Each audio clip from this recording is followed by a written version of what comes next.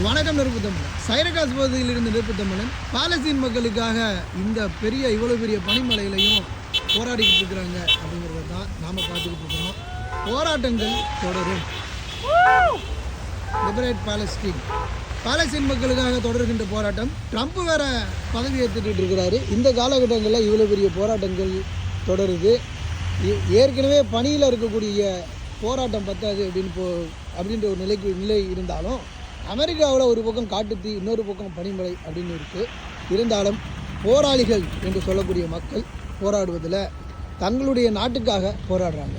அமெரிக்காவுக்கு வந்துட்டோங்க அப்படிங்கிறதுனால அவங்கெல்லாம் அமெரிக்காவில் நாங்கள் வாழணும், நல்லா இருக்கணும் அப்படிங்கிறதெல்லாம் நினைக்காம தொடர்ந்து அவங்கவுங்க ஊர்களில் மக்கள் பாதிக்கப்படுறத விரும்பாமல் எங்களுடைய மக்களை காப்பாற்றுங்க, அங்கே இருக்கக்கூடிய போர்களை நிறுத்துங்க அப்படின்னு குரல் கொடுத்துக்கிட்டு இருக்கிறாங்க பாலஸ்தீன் மக்கள்.